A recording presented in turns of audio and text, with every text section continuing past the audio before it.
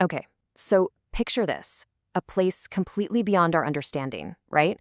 A space between worlds where time itself doesn't work the same way. And it's right here that two of the most powerful beings in all of creation come face to face.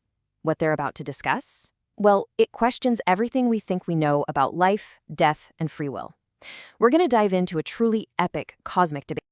I mean, that one line just says it all, doesn't it? This isn't some casual chat. No, this is a full-on philosophical showdown. You've got the being who ends every single life facing off against the one who wants to corrupt every single life. All right, a cosmic confrontation, so let's get right into it. Who are these two figures at the heart of this whole thing? Let's really get to know them and understand what's truly at stake here. So on one side, you've got Azrael, the angel of death. He's a faithful servant, just carrying out a divine command. And then on the other side, you have Iblis, the devil, a being whose entire identity is wrapped up in rebellion. One is an instrument of finality, mercy, and justice. The other is the literal architect of temptation. They're like two sides of the same cosmic coin. First things first, we really need to get a handle on Azrael's role, because he's not some evil, scary bad guy. Not at all. He's actually a divinely appointed force of, well, transition. His name literally means help of God. His job is simply to finish a process, to help a soul move from this life to whatever comes next. And let's just get one thing straight right away. Azrael is not the skeleton with a scythe, the Grim Reaper you see in movies. No, the Lord describes him as this magnificent, massive angel. And get this, his appearance actually changes depending on who he's visiting. For a good, righteous person, he shows up looking like a friend bringing good news. But for a rebellious soul, his presence is said to be absolutely terrifying. And then you have his opponent, Iblis. And again, forget the cartoons, the red guy with horns and a pitchfork, that's not it. He's described as he was first made, a being of pure, smokeless fire. And there's still a kind of terrifying beauty to him, but it's all been twisted and corrupted by millennia of pure rebellion and malice. And this is where Iblis kicks things off with an absolutely wild argument. He basically says to Azrael, hey, without my work, your job would be totally meaningless. He's not even framing himself as an enemy here.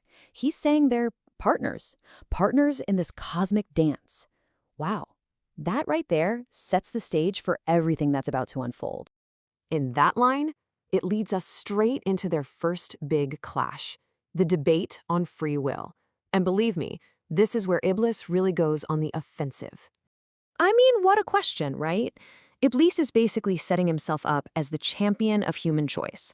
His whole argument is, look, by tempting people, I'm giving them a real choice, a real chance to prove what they're made of.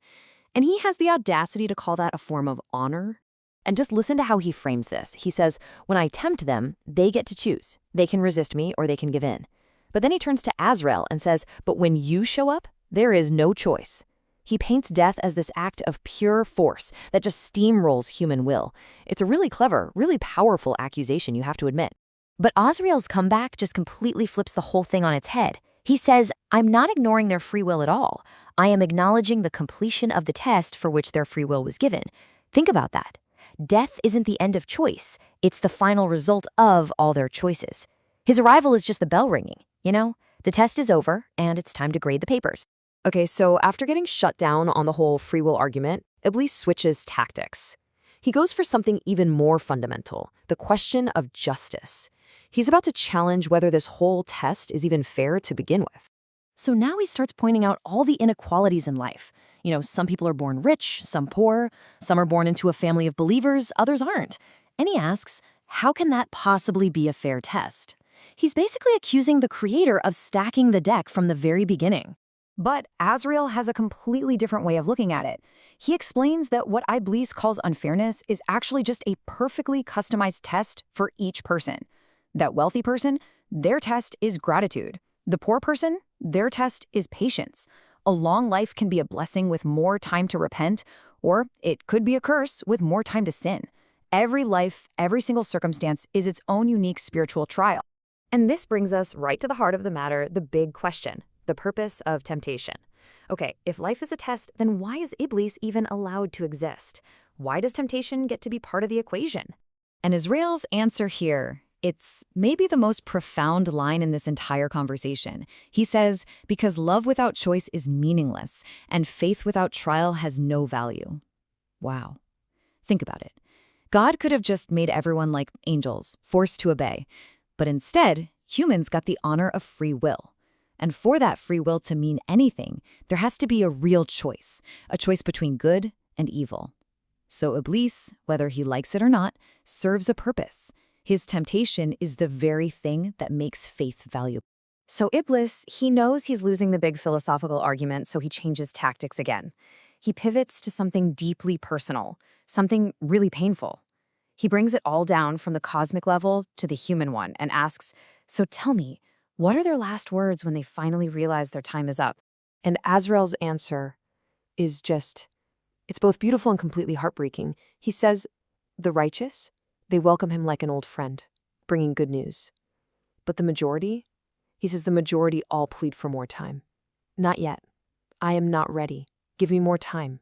It's that final, desperate cry when you realize you've run out of chances. And right there, Iblis pounces. See, he says, so my work is successful. He claims victory. Because his greatest trick isn't some huge dramatic evil. It's just whispering in our ears that we have all the time in the world. He sells us the illusion of tomorrow, and then Azrael shows up as the terrible final proof that we were wrong. So, where does that leave us? How do we make sense of these two powerful opposing forces? Well, this final section, Two Fates, One Plan, brings it all together. You can really think of this whole cosmic drama in 4 steps. First, there's the test, which Iblis provides. Second, you have the choice, where we humans use our free will. Third comes the transition, when Azrael comes to collect the soul. And fourth, the justice, where God delivers the final outcome. Everybody plays their part. And this really brings us to the core idea. At the end of the day, both of these beings are instruments in a divine plan. Azrael serves through willing, loving obedience. And Iblis? He serves through unwilling compulsion. Even his rebellion is contained within a much bigger purpose. A purpose designed to make our choice for good actually mean something. So this whole incredible cosmic debate, this conversation between an angel and a devil, it all boils down to one very personal question for all of us. If your life is the chance you're given to prepare for the test, and death is the moment that test ends, how will you use it?